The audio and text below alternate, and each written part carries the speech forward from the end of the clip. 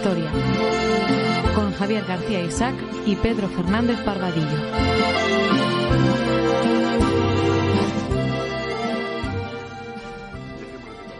A ver quién se queda al trabajo. Señores, ¿conocen una isla llamada Vilen? No. Sí. Es una pequeña isla en el Golfo. Exacto. Deberías leer más. Gracias.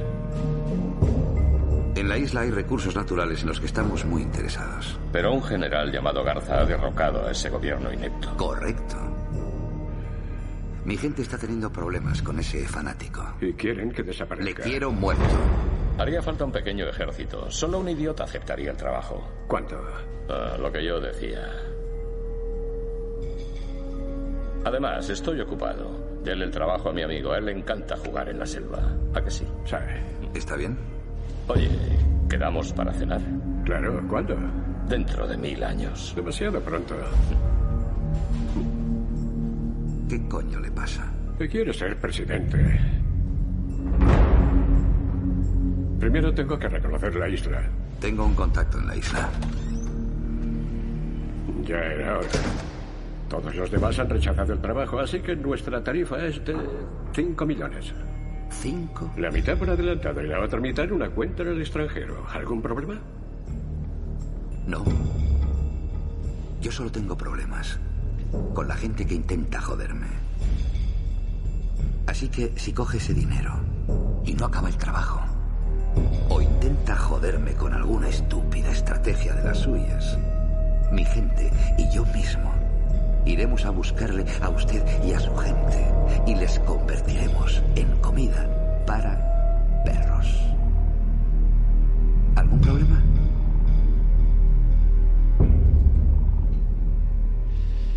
¿Algún problema, Pedro? Pedro Fernández Barbadillo. Tengo que reconocer, Javier, no te molestes si te lo digo, que tú no metes el miedo que mete Bruce Willis en esta película, y yo creo que mucho más si no se ven las imágenes y solo se oye por la radio. Claro, porque si le pones la cara ya te vienes abajo un poquito, pero sin solo con escucharles ahí da un poquito de miedo. Hay que decir que para hablar esta película pertenece a Los Mercenarios. Es la primera de los que se tituló en español Los Mercenarios. Bueno, con Sylvester Stallone, con todos los musculitos de los años 80. 80 y 90. Bueno, Pedro, para hablar de Los Mercenarios nos acompaña también Nico Roa hoy aquí. Hola, ¿qué tal? Buenas tardes. ¿Qué tal, Nico? Buenos días. Que no es la primera vez que vienes a esta casa, a esta tu casa. Muchas gracias. No es la primera vez. Antes sí me gustaría hablar con Pedro para primero felicitarle por el nuevo libro que ya está en el mercado. Esto no estaba en mi libro de historia. De historia del Imperio Español. Del Imperio Español, efectivamente. Es que es una colección, una muy buena idea que han tenido en la editorial Almuzara de Córdoba, de hacer una serie de libros, todos con un título común, parte del título, que es eso no estaba en mi libro de historia del Antiguo Egipto, de matemáticas, del carlismo. Aquí tuvimos a Javier Barraicoa y Oriol Ferrer para hablar en concreto de este libro. Esto no estaba en mi libro de historia de la Primera Guerra Mundial, que también tuvimos a su autor para hablar, y yo he hecho, como tú decías, eso no estaba en mi libro de historia del Imperio Español. Oye, Pedro, ¿por qué vamos a hablar hoy de Los Mercenarios? Por cierto, buen trabajo el que está haciendo la editorial de Almuzara, ¿eh? Sí, muy bueno. Buen Además, trabajo. aquí hace poco tuvimos también a uno de los autores de los primeros años, la biografía prohibida de Jordi Puyol, hasta que entra en la cárcel. Josep Guisá, no sé si te acordarás. Sí, no, me acuerdo. Fue un programa excelente que dio mucho para conocer, nos permitió conocer lo que era esa Cataluña de la que nace Puyol, los años 30, durante la República y las décadas posteriores. Y aprendimos que, para el que dudase de ello, pues que el nacionalismo catalán es una inmensa mentira, pero ya no solo una inmensa mentira histórica, sino también una inmensa mentira en cuanto a sus gerifaltes y sus personajes más conocidos, porque ahora todos ellos se han inventado un pasado antifranquista que, como nos explicó Guisá, pues que no es inexistente. Bueno, para hablarnos del Imperio, que de eso hablaremos tú y yo en un programa que le dediquemos a tu último libro, está hoy Nico Roa en estos micrófonos.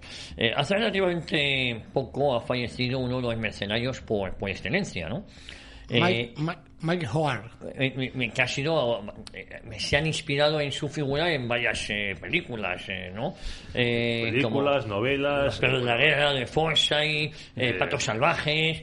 Bueno, un personaje que yo me he documentado estos últimos años, ya se le conocía, pero más en profundidad, la verdad, la auténtica leyenda, ¿no? Y la verdad que es un personaje que dio titulares hasta el último momento, una persona incombustible, casi tiene la aureola romántica, ¿verdad?, del mercenario. Anticomunista, en la época sudafricana. Eso te gusta mucho. Eso me encanta, yo soy un profundo anticomunista. Entonces, pues oye, vas a tener que cambiar de país, Javier. Sí, pero no lo puedo negar. Mi padre me dice, ¿qué tenemos tú y yo en común? Vale, que era mi padre y tal. Sobre todo una cosa, no soportamos el comunismo. Eso es algo que nos supera. Pues eso lo decimos así de claro. Mike Howard pisaba por el mismo sitio. Era una de sus fijaciones. Luego, por otra parte, él le gustaba pensar que, bueno, pues si era un ladrón, podía ser un señor ladrón, un ladrón honrado, ¿no? O sea, él sabía perfectamente su condición en la vida y en fin, con toda la carga moral que ello lleva aneja, ¿verdad? Pero él había hecho de esto un estilo de vida, lo llevó siempre con muchísima dignidad, esta profesión, noble profesión para algunos, para otros una profesión de fortuna, y nunca renegó de ella. Muerto hace... Pues a principios de febrero fue. Sí, claro, hace un mes, un poco menos por ahí. 5 o 6 semanas. Y es el último de los grandes mercenarios, ¿verdad? Bueno, hay una tradición británica, no solo británica, sino que luego los británicos se extienden a los súbditos de sus colonias, de digamos, dedicarse a la violencia a cambio de dinero. Me estoy refiriendo, Javier, a la piratería del siglo XVI y del siglo XVII, en la que destacaron tantísimos británicos. El corso, ¿no? No era corso, era simple y llana piratería. Piratería, ¿no? Directamente el corsario. El corsario es una privatización. El Estado, la corona respectiva, no tiene medios para armar una flota, y entonces pues a la gente que tiene buques, a los armadores de buques mercantes, pues les da una patente de corso, que era algo admitido, entonces, para que se dediquen a saquear buques enemigos y atacar puertos también del enemigo, amparados en esta patente, o sea, por encargo del rey del rey bajo cuyo gobierno están, y de esa manera se les pueda considerar como soldados, o sea, que se les apliquen también las leyes de la guerra en cuanto a inmunidad. Sin embargo, el pirata sabe que si le atrapan, pues le acaban colgando. Es ejecutado. Por ejemplo, el primer gran pirata que se conoce, que empieza a saquear los barcos de Indias, es un francés que en español se hispanizó su apellido y se le llama Jean Florin, que fue el que asaltó los 3 barcos en los que Hernán Cortés enviaba el tesoro de los aztecas al emperador Carlos. Más de esos 3 barcos solo escapó uno. Bueno, al final Florin fue capturado, le hicieron una especie de encuesta, de interrogatorio en la casa de contratación de las Indias, y él dijo que había asaltado, pues no me acuerdo qué cantidad de barcos, no sé si docenas y docenas de buques, no solo españoles, sino también pues portugueses, ingleses, italianos, venecianos, y fue debidamente ahorcado por orden de nuestro señor el emperador Carlos I, como debe ser. No olvidemos a Francis Drake. Los hermanos de la costa, ¿no? Se llamaban así ellos. Bueno, entonces para los ingleses, pues esto de dedicarse a la guerra para conseguir un buen botín y demás, y encima un título nobiliario, que también se los daba Isabel I a sus servidores, pues era muy habitual. Y es que la reina inglesa invertía en las empresas. Muchas de estas empresas de piratería se financiaban con una especie de oferta pública de acciones. Ahí ponían dinero pues otros armadores, aristócratas, señoritos varios, y algunos de ellos iban en los buques, otros más inteligentes se quedaban en tierra, y si había beneficios los repartían. Entonces, si Isabel quedaba muy contenta, pues solía dar al pirata de turno un título nobiliario como Francis Drake. Que venía bastante bien, ¿eh? Eso siempre viene bien.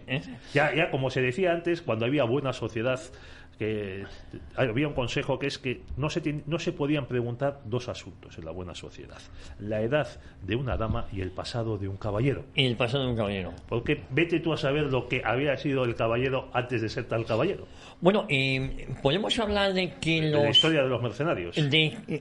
Pero que estos primeros corsarios o piratas son los antecesores de lo que luego serían los mercenarios. No, hombre, yo creo que hubo mercenarios mucho antes. Mucho ¿verdad? antes. La imagen que habéis descrito de Mike Odo, o sea, un individuo que no confunden, sí.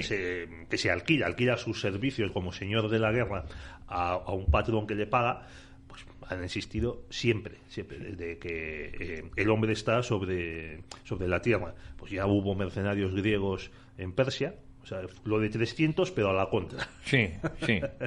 También fueron muy famosos los honderos baleáricos, contratados por los romanos y también por los cartagineses, y que además eran una especie eran los antecesores de los arqueros. Y si nos ponemos a buscar comparaciones, pues los antecesores de la artillería. Francotiradores casi, ¿verdad? Porque es que con sus ondas disparaban unas piedras. Es que una piedra bien disparada y de peso, Javier, te abre la cabeza. Qué desgracia. Y la habilidad que parecían demostrar eran letales. Bueno, y luego también no nos olvidemos de los germanos para el Imperio Romano en sus años de decadencia. Luego también, los árabes tenían también mercenarios. Aquí los califas de Al-Ándalus pues se rodearon de una guardia de personal de mercenarios. Unos casos eran eslavos, otros casos eran bereberes. También hubo incluso cristianos. Y también pues los condottieri famosos en Italia, el general Wallenstein en la guerra de los 30 años, que es el problema de los mercenarios. Fue tan poderoso que sus señores que le pagaban le cogieron miedo y le hicieron matar. Sí. Después tenemos las guardias suizas, que de estas hay que hablar largo y tendido, porque el principal producto de exportación de Suiza hasta entrado el siglo XIX no era el chocolate, no eran los relojes, no era ni siquiera la banca suiza, eran mercenarios. Era gente como los piqueros, ¿verdad? Exactamente. Grandes piqueros, lansquenetes. A los que se enfrenta el gran capitán. Pero es que el Papa, ¿con qué hace su guardia personal? Con suizos. O sea, todos los monarcas europeos tenían una guardia de suizos que eran muy buenos combatientes, absolutamente leales. Esto es muy, muy importante. Y en la batalla de Bailén hubo batallones suizos en los dos bandos, en el ejército español y en el ejército francés. Y por ejemplo, también mencionar que el saco de Roma se produce porque no se les puede pagar a los mercenarios que lleva Carlos V que eran mercenarios alemanes. Y que además, como casi todos eran luteranos, pues saquearon al oeste. Lansquenetes, que era un soldado ejemplar y con una capacitación, con un arma que era mandoble, y bueno, y entonces no les pudo pagar lo prometido. Y ellos entraron a dispensarse por su propia. Es decir, mercenarios a lo largo de la historia ha habido. Mira, por ejemplo, un mercenario muy conocido en la historia de España, ahora que lo está diciendo Pedro, pues es el almirante Andrea Doria. Este trabajaba para el rey francés, Francisco I, y Carlos V le dio mucho más dinero. Y entonces este hombre pasó con su flota al servicio de España y gracias o merced a ello Carlos V pudo atacar y sitiar y conquistar las bases en Argel, La Goleta, en Túnez, etcétera, ¿verdad? Un mercenario de prestigio. Bueno, también Napoleón tuvo muchos mercenarios. Polacos, ¿no? Polacos, entre otros. Él restaura una especie de estado polaco semi-independiente, el Gran Ducado de Polonia. Unos años antes, Polonia ya había desaparecido como consecuencia del tercer reparto entre Austria, Rusia y Prusia.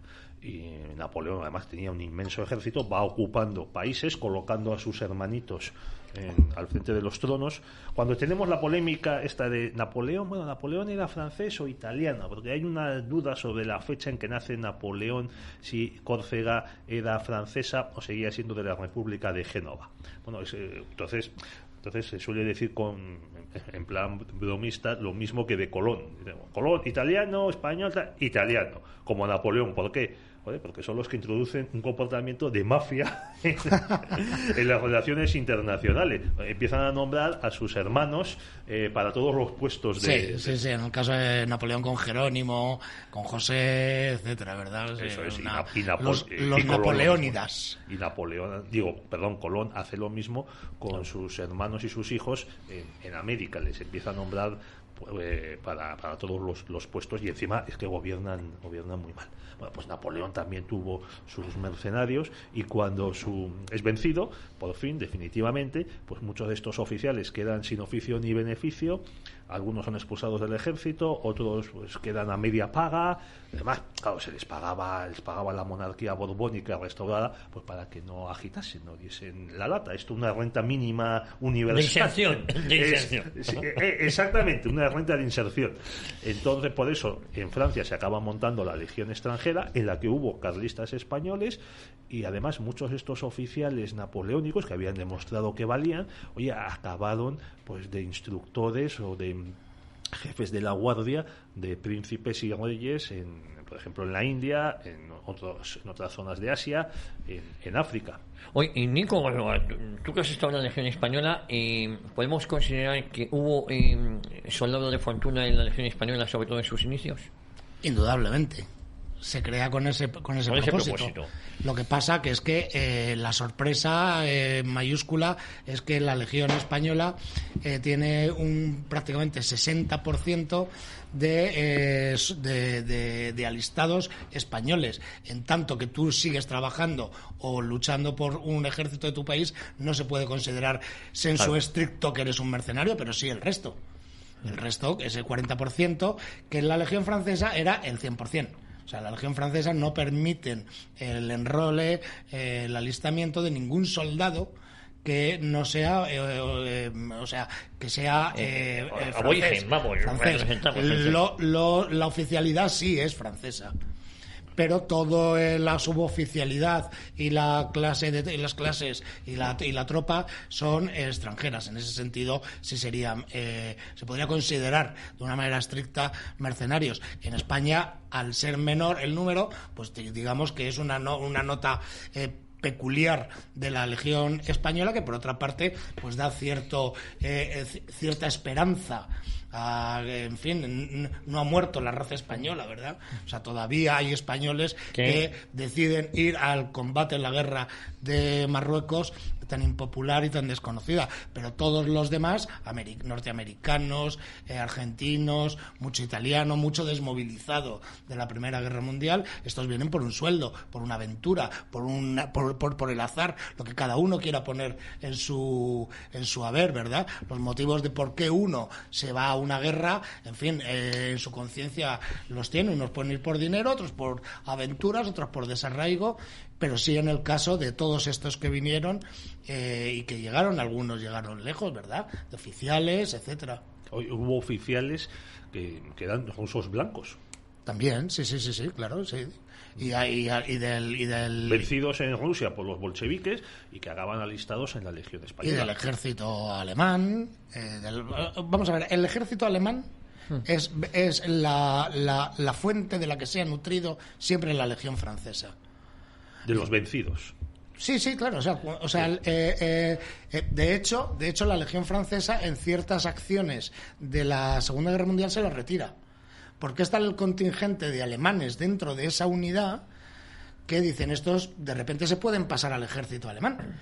Y esto ocurre en África y ocurre también en Noruega. Entonces, el ejército alemán siempre ha sido el que ha nutrido mayormente las canciones, las marchas, el espíritu de corps, etcétera. Lo han marcado siempre alemanes. Es en una proporción muy, muy, muy, muy considerable respecto de la Legión extranjera francesa. La Legión extranjera francesa. Luego, a la Legión extranjera, a la Legión española también han venido en menor número. Pero yo he tenido la suerte, por decir de alguna manera, de tener algún sargento alemán y haber conocido legionarios alemanes, que luego a lo mejor alguno de ellos hasta desertaba, etcétera.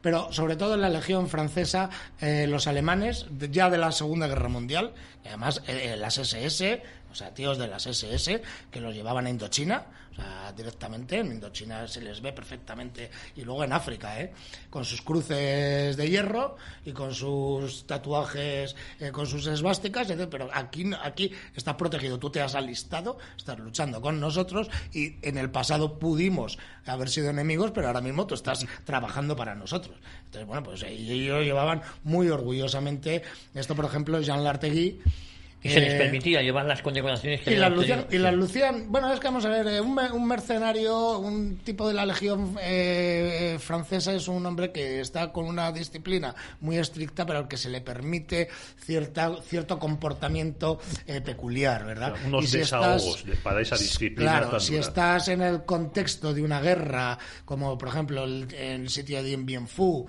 etcétera y tal, pues en el fondo te da un poco igual si ese señor lleva una cruz de hierro o una cruz de caballero al cuello, o lleva. Lo que a ti te interesa es que se demuestres el soldado que tú necesitas en esa circunstancia concreta. Oye, una pregunta. Has mencionado que en la Legión francesa no dejan alistarse franceses y que quieren extranjeros. ¿Y eso por qué es? ¿Porque la usan como tropa de choque sí o sí siempre? Claro, básicamente se crea con ese propósito, se crea para que la sociedad francesa no acuse, dado que va a ser empleada un número de víctimas o de caídos, en guerras y en situaciones comprometidas. Por cierto, la primera acción de la Legión francesa es la primera guerra carlista española, pero el hecho más notable de la Legión francesa es la batalla de Camarón, en México, donde mueren todos en la defensa de una especie como del Álamo.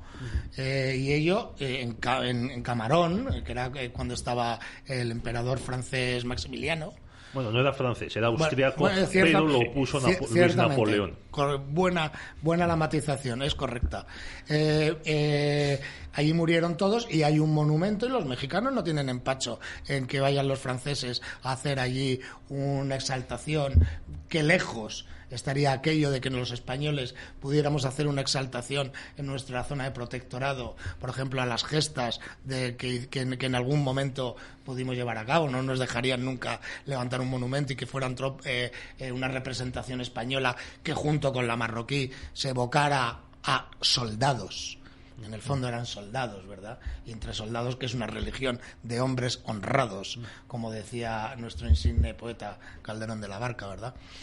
Entonces la Legión francesa pues se crea con ese propósito, y entonces para no causar una alteración social en el pueblo francés, que ha sufrido y mucho con todas las guerras napoleónicas, pues se decide crear un cuerpo a base de extranjeros. Inmediatamente demuestra su utilidad. Se hacen varias legiones, no solamente la española, y se hizo una legión holandesa. Se hizo en algún país, lo que pasa que luego no cristalizó o no funcionó bien, y la que ha tenido pues más proyección, aparte de la francesa, obviamente es la española. Bueno, Ernst Jünger, este escritor alemán combatiente en las dos guerras mundiales y que murió hace unos años, pues ya centenario, porque nació en 1895, tiene una novela deliciosa que es Juegos Africanos, está publicada hace poco, o sea que se puede encontrar por la editorial Tusquets, en la que cuenta precisamente cómo él a los 18 años no le gustaba estudiar, y eso queda de una familia pues respetable, ¿no? Pues abandona el colegio, se escapa de su casa, cruza la frontera con Francia con la intención de alistarse en la Legión extranjera y ver mundo, que le lleven a África y ahí desertar. Claro. Entonces pues se encuentra mucha gente, se encuentran también franceses en la Legión, y al final consigue llegar a Argelia y allí deserta, y además, pero le recupera a su padre y vuelve a Alemania, y él suele decir que esto sucedió pues más o menos en 1913. Dice, hombre, si lo hubiese hecho un poco más tarde,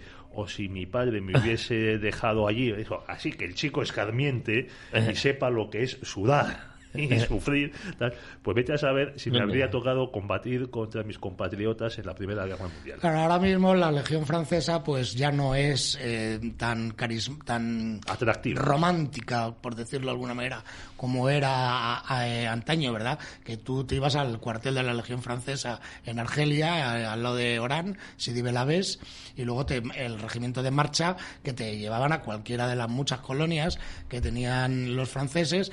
Ahora el cuartel general está en Marsella, y eso sí, cuando estás en el campamento, me parece que el alistamiento es de 5 años, te llevan a la Guayana de endurecimiento. De endurecimiento, tienes un periodo de, no sé si son 5 o 6 meses de endurecimiento en la Guayana francesa, donde, en fin, ahí ya tienes que demostrar lo que eres, porque la Guayana francesa, si alguien ha leído Papillon, por ejemplo, el clima de ese sitio, a pesar de que te pongan todas las sulfamidas que tengan ahora mismo los franceses a mano, pero y luego ya pues de ahí sales destinado a Djibouti, a la Polinesia, a Mali, bueno, ya por supuesto en todas las operaciones que ellos tienen de pacificación contra incluso mercenarios. Como le pasó, me parece que fue a Denar, ¿no? En las Comores. Sí. Bueno, vamos y luego en la explosión de los mercenarios o la popularización... Sí, es que desaparecen durante el siglo XIX a medida que se van asentando los estados nacionales, porque claro, esos ejércitos ya se nutren del reclutamiento obligatorio y de tropas de élite. O sea, no es necesario disponer de mercenarios, estar comprando gente que te sirva y demás. Entonces, sin embargo, a partir de la descolonización impulsada por Estados Unidos y por la Unión Soviética, ahí coincidieron las dos superpotencias en eliminar a los imperios coloniales europeos, que estaban, claro, Europa se había desangrado y no tenía, la verdad, había perdido la voluntad de defender sus colonias, de ser potencias. Eso se vio en el año 56 con el desastre de la operación del Canal de Suez por parte de franceses, británicos y de israelíes. Sí, señor. Que ahí hubo un ultimátum de Estados Unidos, apoyado por la Unión Soviética, para que detuviesen la operación de conquista del Canal de Suez y se retirasen. Ese ya fue el canto del cisne de las potencias europeas como actores fundamentales en la política exterior. Bueno, pues a partir de con motivo de la descolonización de África y de todo el caos que se organiza, ha sido uno de los procesos políticos más lamentables del siglo XX, donde aparecen los mercenarios. Y digo lamentable, no porque las colonias no se hubiesen convertido en países independientes con el tiempo, porque lo habrían acabado siendo, sino por cómo se hizo. Es que cuando Bélgica da la independencia a su inmensa colonia del Congo belga, que hasta principios del siglo XX había sido un latifundio reconocido por las potencias del rey holandés, de Leopoldo II, ¿no? Leopoldo II. O sea, era un territorio suyo. Él se convirtió en el mayor latifundista absentista del mundo. Entonces, con motivo de su muerte, él la cede al Estado belga, al reino. Pero en el momento en el que Bélgica le da la independencia a la colonia, del año 60, no había un solo universitario nativo. Se había hecho un plan en los años anteriores para preparar a los congoleños para la independencia, y ese plan, elaborado en el año 55 más o menos, fijaba un plazo de entre 25 y 30 años para preparar una élite que gobernase en sustitución de los belgas. Sí, a toda esa pequeña élite, que a lo mejor tenían una maestría industrial o algo así, se les llamaba en aquella época, o sea, hay libros de la época que ya hablan de este proceso tan interesante que está contando Pedro, llamaban los desarrollados. El apelativo era los desarrollados, por oposición a toda esa ingente masa analfabeta, inculta, que vivía en aldeas en condiciones pues prácticamente idénticas a como cuando llegaron los colonizadores. En todo caso, el proceso de descolonización en África tiene un capítulo terrible, que es la independencia de Argelia. La independencia de Argelia, Francia no puede soportar el digamos, la eclosión de nacionalismo que hay allí, y Francia se entrega de una manera feroz en defender ese territorio que piensa que es una prolongación de la zona continental. O sea, ellos entienden que pueden darle independencia a Túnez, a Marruecos, a Madagascar, etcétera y tal, pero que Argelia ya es provincia francesa desde que en 1833 ellos la incorporaran. De hecho, es que me parece que había cerca de 1 millón de pieds noirs en Argelia. Y luego, por otra parte, estaban los inmensos recursos del centro del país que que Francia no estaba dispuesto a soltar. Estaban las minas de uranio, que le había permitido ser potencia nuclear. Entonces el ejército francés se entregó, ahí está por ejemplo la película de Gilles Pontecorvo, la batalla de Argel, se entregó con fruición a impedir este tema, y finalmente pues ya nos tenemos que acordar el golpe del general Salan, las OAS y con el tema de la OAS, etcétera y tal, hasta que al final De Gaulle decide soltar lastre, y cuando suelta lastre él con Argelia, suelta con todos los demás. Es decir, yo estoy de acuerdo contigo en que Estados Unidos por un motivo y la Unión Soviética por otro tienden a la descolonización para quedarse ellos en lugar de los que estaban anteriormente, pero De Gaulle tiene su propia política y él decide soltar lastre para seguir en el mismo sitio, y de hecho es lo que viene pasando. Todo el África francesa, sí, ellos la dan una independencia, pero cuando hay una involución, los que intervienen son los franceses de nuevo. El Chad, la guerra del Chad, la guerra de Mali, sí, etcétera. Oye, por ejemplo, el Bokassa. Sí, a medio Bokassa, la República Centroafricana, que se hace emperador como si fuera Napoleón, etcétera, y Giscard d'Estaing iba allí a cazar elefantes y a traerse brillantes directamente. Sí, pero no solo Bokassa, que fue el más escandaloso, sino en sitios como Gabón, pues ahí ha pasado la presidencia del padre al hijo con apoyo francés, y se ha mantenido gobernando este señor. El padre pues gobernó, pues no sé si 20 y tantos o 30 años, dado con el apoyo de un batallón de paracaidistas, de legionarios, que hacía de guardia presidencial y de policía, de elemento también disuasor en el caso de que hubiese un intento de golpe de Estado. Yo creo que el desplome de la Cuarta República Francesa es lo que condiciona el nacimiento de todo este movimiento de mercenarios que hablamos. O sea, Francia, cuando se desploma, deja un montón de territorios que están ahí, y luego está, por supuesto, el tema específico del Congo. Porque es que el Congo es, no sé cómo decir, si es un quinto de todo África. Es decir, es que era tan grande. Por cierto, que el genocidio del Congo hay que mirarlo, porque es que se puede hablar, podemos estar hablando de cerca de 10 millones de personas muertas, y algunos de manera tan expeditiva como se llamaba el chicote. La cercenación de manos, de dedos, de medias manos, etcétera. O sea, lo que hicieron los belgas, que pasan por ser unos tíos súper civilizados, súper respetados, súper demócratas, a todos los niveles. Nunca nadie les ha dicho, oye, los zoológicos que tenían con humanos. Es que tú date cuenta que el Congo no tenía ni carreteras, y todo lo que se extraía ahí se extraía a brazo.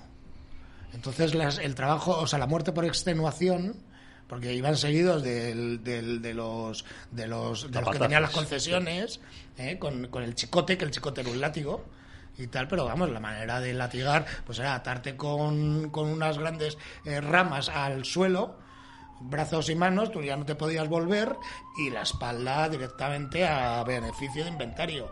De ahí murieron todo el marfil que se sacó, etcétera. Ciertamente el Leopoldo lo invertía en Bélgica. Como es un país pequeño, pues todo aquel oro, todo aquel caucho, todo aquel marfil, etcétera, pues le rentó mucho, y pudo construir muchas cosas, muchos edificios, en Bruselas, etcétera, en muchos sitios. Pero si analizas de dónde viene todo eso, pues el origen obviamente viene de... Está manchado.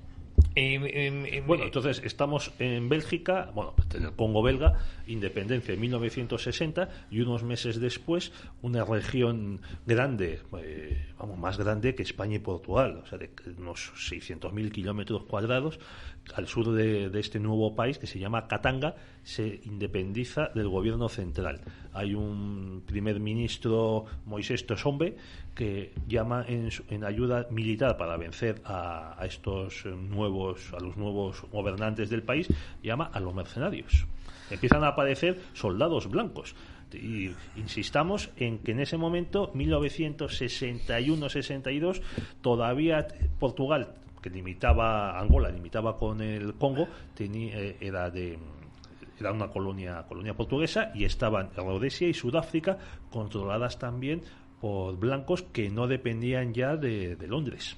Sí, exactamente. Pues ya lo que ocurre es que evidentemente Katanga es la región más rica en minerales y en recursos, en petróleo. Entonces, lo que hace Moisés Tshombe es apoyarse frente al ejército y al resto del país que lo gobierna Lubumba, en grupos de hombres a sueldo que se significan, por ejemplo, en acciones como el rescate de monjas que estaban, inmediatamente la población blanca fue objeto durante la descolonización de del Congo, de la rapacidad de la población local, sobre todo las mujeres. O sea, las escenas de violación de mujeres que intentaban huir fueron verdaderamente escabrosas. Perdona, esto se conocía porque había periodistas europeos y americanos en estos territorios, hacían sus fotos y escribían sus crónicas. Sí, claro. Por ejemplo, Vicente Talón, que escribía para el diario Pueblo, pero es que también había periodistas británicos, norteamericanos, por ejemplo Frederick Fox ahí, a finales de la década de los 60 se hizo conocido de corresponsal. Entonces todas estas violaciones, estas atrocidades sobre la población blanca cometida por los negros, pues se conocían. Entonces aquí aparecen ya los primeros personajes que van a tener ya nombre y apellido de la historia de que nos nada más que la nos independencia ocupa. Se produce una guerra civil. Mobutu Sese Seko estaba también, sería luego pero eso fue más tarde. Eso sería más tarde, hasta el año a 71, finales de los 60, que cambiaría de nombre el Congo por el del Zaire, ¿no? Sí, pero luego eso ya en el 71 eso es un poco más adelante. Lo que ocurre es te comentaba que en este momento es cuando aparecen ya con nombre y apellidos ciertos mercenarios que son los que nos ocupan en este debate, ¿verdad? Está Mike Howard, sí. Mad Mike, el loco Mike, que forma una unidad llamada Comando 5, que se convierte en emblemática, es decir, ya empieza a crear su propia leyenda, su propia historia. Los mercenarios ya hemos visto que venían de anteriormente y que todos tenían una causa como una aureola de romanticismo basada en un soldado de fortuna que si te cogen tu vida, saben que no vale nada. Y sin embargo fueron muy pocos los mercenarios, famosos mercenarios, que fueron ajusticiados que fueron represaliados de una manera sumaria. Casi todos estos lograron tener fortuna en el sentido verdadero de la palabra y morir en su casa o ser en fin, alguno hubo, que ahora podríamos hablar de Calan, etcétera, que este sí fue fusilado en Angola, pero casi todos, este señor, el que estamos hablando, de Mike Howard, pues ha muerto en una residencia de ancianos, Durban, sí. Ha muerto tranquilamente, en Sudáfrica, mayorcísimo. Bob Denard, etcétera. Todos estos fueron hombres que estuvieron envueltos en muchos conflictos, no solamente en uno. Los mercenarios, si hay algo que se caracteriza, es que no están solamente en una guerra, están en esa guerra y cuando termina se mueven a otro lado, es como la mecánica de fluidos. Y suelen llevar a su equipo, muchos de estos tenían ya algunos...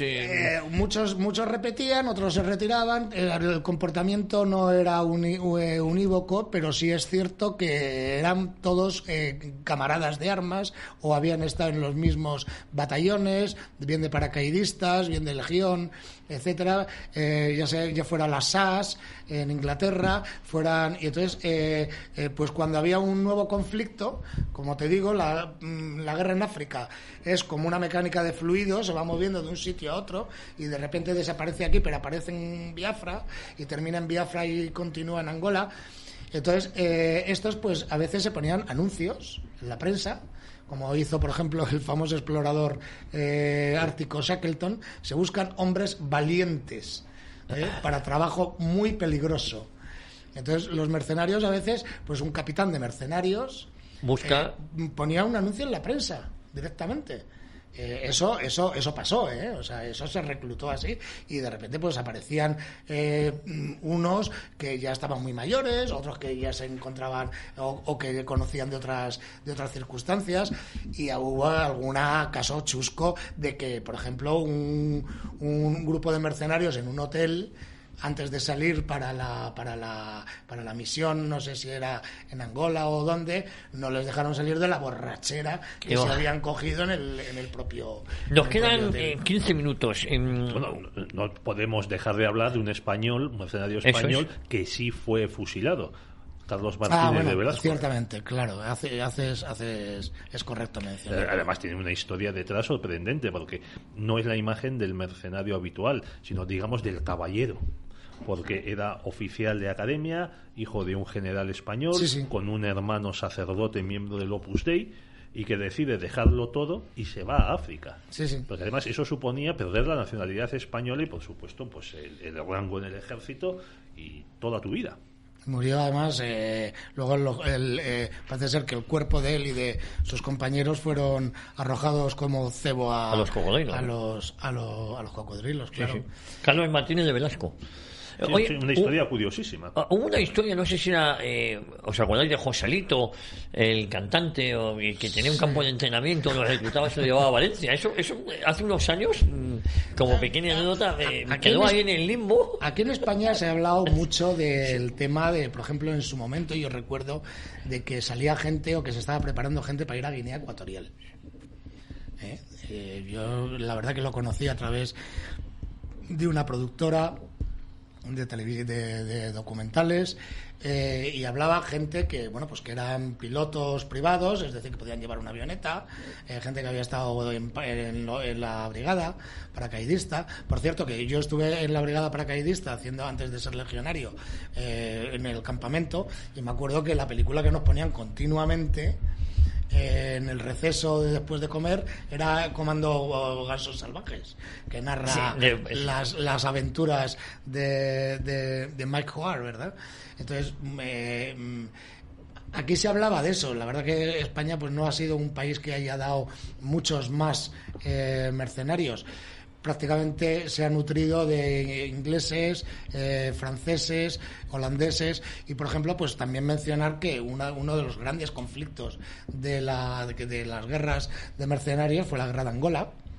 La guerra de Angola, que comienza pues cuando empieza el proceso de descolonización en el año 65, pero que en puridad empieza a reclutar mercenarios a partir de que Portugal se va, con la revolución de los claveles del año 74. Entonces es cuando interviene Sudáfrica, porque ve que los soviéticos y los cubanos quieren asentarse, ¿verdad? Está ahí Agostinho Neto.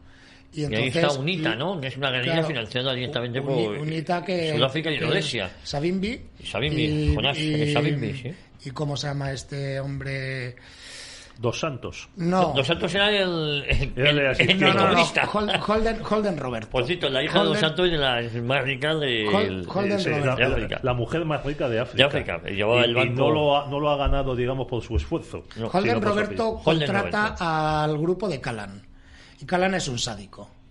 Callan es un mercenario que fusila a sus propios mercenarios. Y al final Callan, si le cogen, Agostinho Neto, y le fusilan. Sí, le hacen un juicio y le fusilan. Este tenía una historia también muy curiosa, porque era un chipriota que nació cuando Chipre era colonia británica y también tiene nacionalidad británica. Sí. Además, digamos, acortó su apellido, que eran esos apellidos griegos larguísimos, impronunciables, para hacerlo más accesible. Por eso se llama Callan. Sí. Y bueno, por cierto, que en esta guerra hay una unidad famosa, el grupo 32, o no, el batallón 32, que son angoleños que huyen a Sudáfrica. Sudáfrica les entrena, les pone oficiales blancos, rhodesianos y sudafricanos, y les manda al frente. Y estos infringen grandes derrotas a cubanos, a soviéticos y a las tropas de Agostinho Neto. Mira, oye, para no dejar a los oyentes, porque Joselito, que era conocido como el pequeño Luis Señor, residió en Angola hasta mediados de los 70 y siempre hubo una nebulosa de que había trabajado como mercenario para el gobierno angoleño. Luego él llegó a Utiel, a Valencia, y lo negó, pero quedaron esos hechos un poco, digo, como curiosidad en el limbo. José Jiménez. Muy bien, correcto. Oye, ¿y han desaparecido ya los mercenarios? No. Ahora mismo se pueden llamar de otra manera. Agencias de seguridad, como es la empresa Blackwater, que ha combatido brazo con brazo con los españoles, por ejemplo, en la batalla de Nayaf. Cuando en Irak, cuando nosotros nos desplegamos allí, nosotros teníamos a un lado salvadoreños y otro contingente hispanoamericano, y al lado los Blackwater.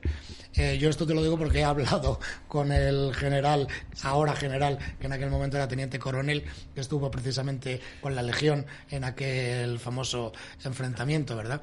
Ahora se llaman agencias. ¿Y quién los contrató? ¿El gobierno norteamericano? Claro, evidentemente es una externalización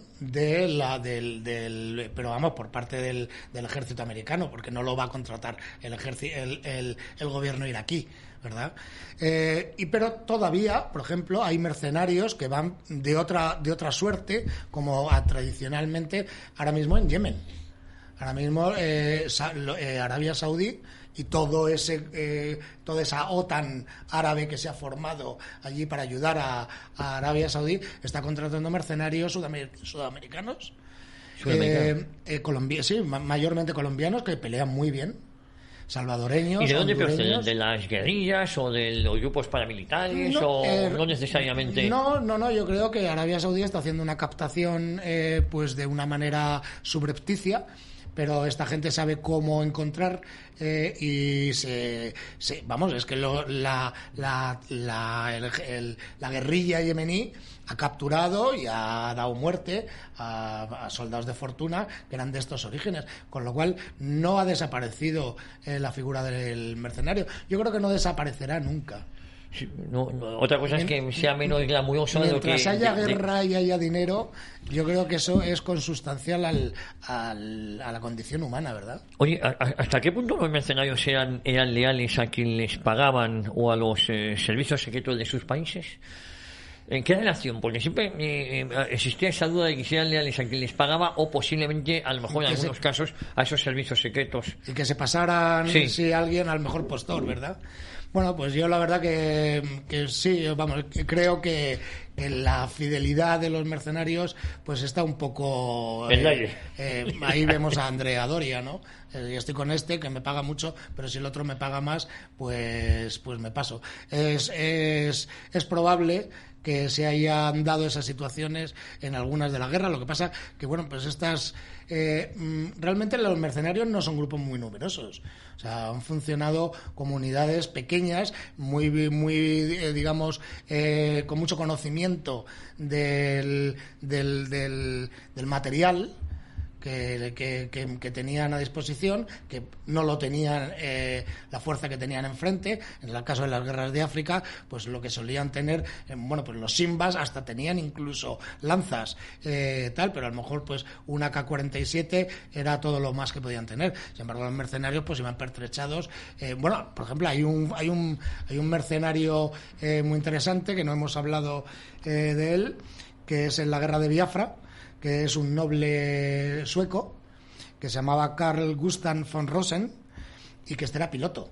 Y este puso una serie de avionetas tipo Malmö, que las artilló, las puso misiles y hizo una pequeña flotilla aérea para destruir los aviones del gobierno de Nigeria, etcétera, ¿no?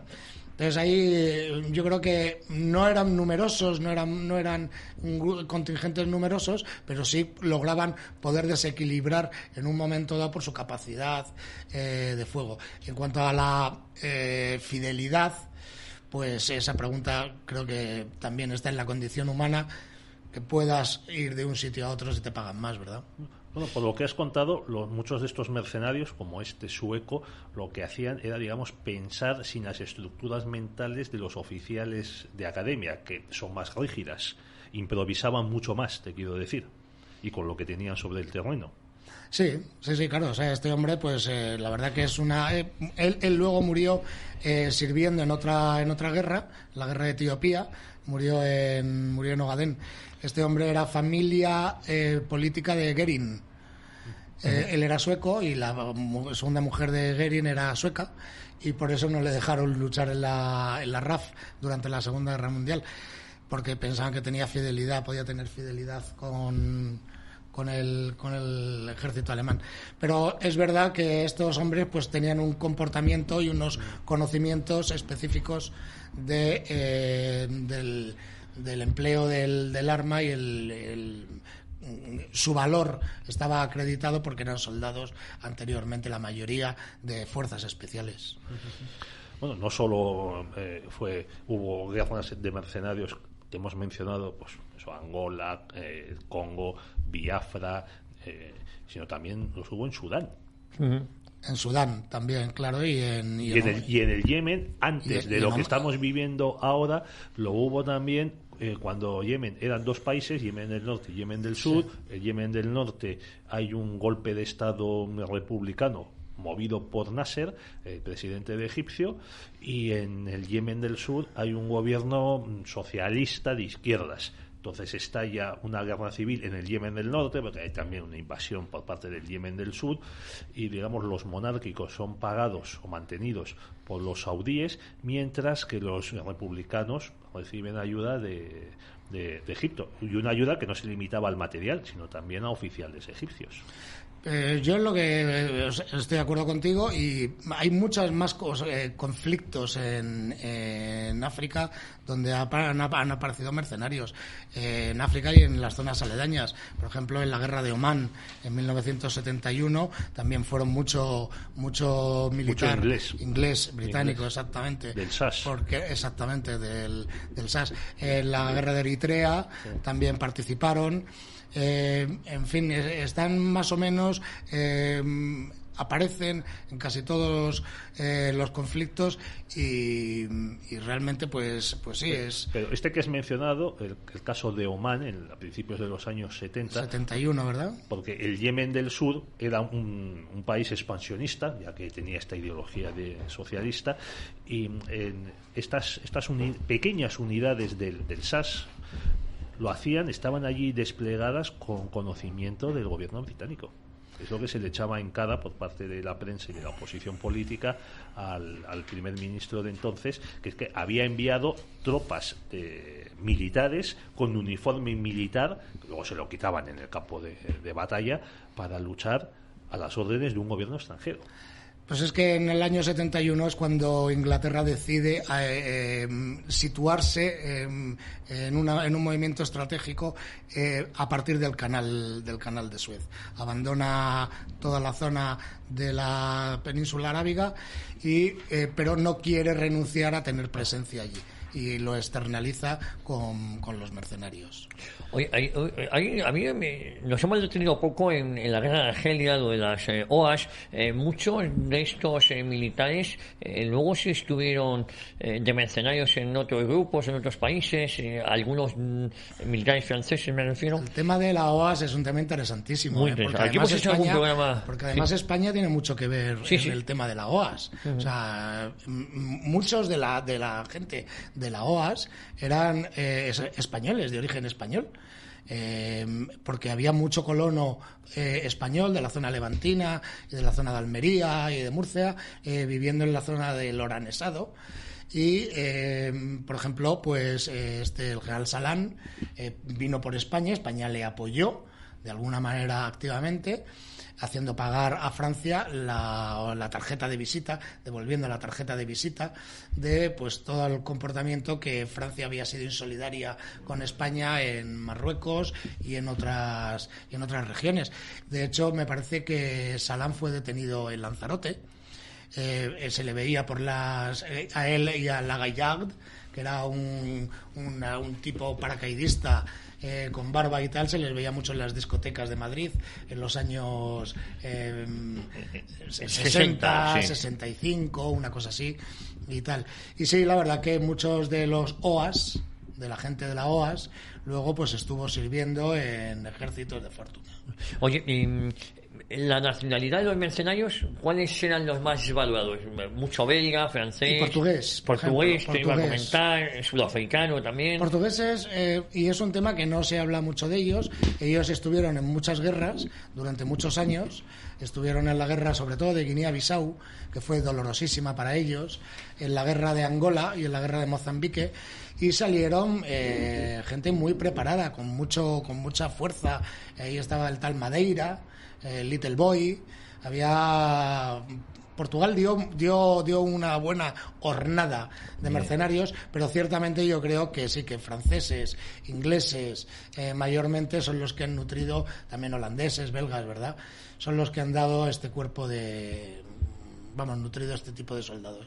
Bueno, has mencionado Portugal. Los portugueses, el ejército portugués realizó una operación sorprendente en el año 70, la operación Mar Verde, que consistió en enviar un cuerpo de comandos de unos 300, 400 comandos a Guinea-Conakry para ocupar la capital y tratar de matar a Amílcar Barca, creo que era, o Cabral, Amílcar Cabral, que era el jefe. Sí, Amílcar Barca, el padre de Aníbal. Sí, perdón. ¿Pero a Guinea-Conakry o a Guinea-Bissau?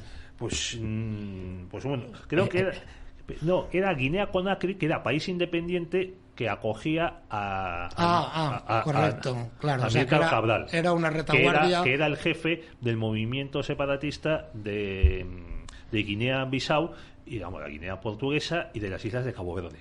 Sí, sí. Entonces desplegaron una cosa sorprendente, que un país, Portugal, que estaba aislado, un país pobre, que apenas recibía ayuda militar y tecnológica, era miembro de la OTAN, pero en la OTAN estaban muy enfadados porque no se aceptaba la descolonización. Entonces, que fuese capaz de enviar 300, 400 soldados en lanchas de desembarco hasta la costa de Guinea-Conakry y desembarcar y tomar parte de la capital, pues te demuestra no solo una capacidad, vamos a decir, logística, sino también una voluntad y una fortaleza por parte de esos soldados que, como dices tú, en el momento en el que se quedan sin jefe o son desmovilizados, pues tienen unas habilidades que ponen en el mercado.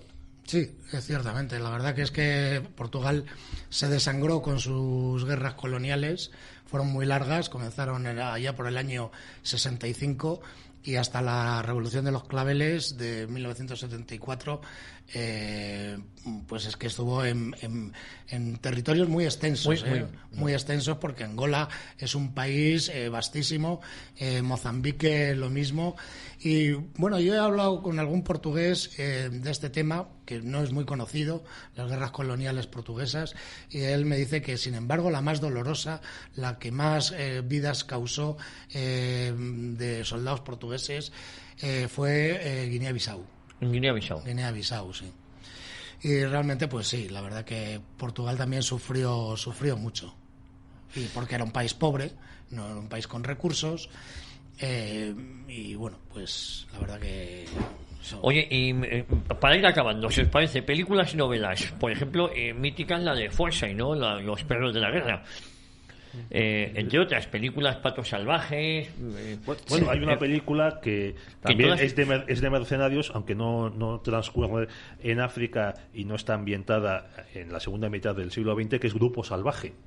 Sí, sí. Hombre, de Sam Peckinpah. De Sam Qué Peckinpah, buena, qué Esa es muy buena. efectivamente, que es que un señor al que unos revolucionarios mexicanos han secuestrado a su esposa, contrata a unos agentes para que crucen la frontera, penetren en México y rescaten a la mujer.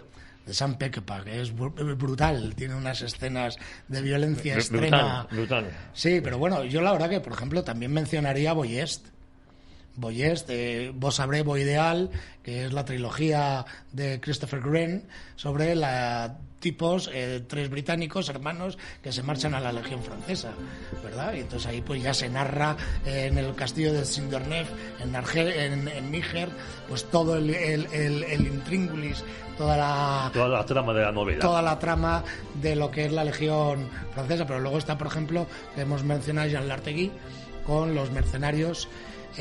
Los centuriones. Pues ya no hay tiempo los para más. pretorianos. Nico, ha sido un placer escucharte. Pedro, lo mismo digo, yo creo que nos hemos entretenido mucho con este programa dedicado a los mercenarios, para hablar de los mercenarios, a los soldados de fortuna. Bueno, Javier, si te pasa algo, no te conocemos.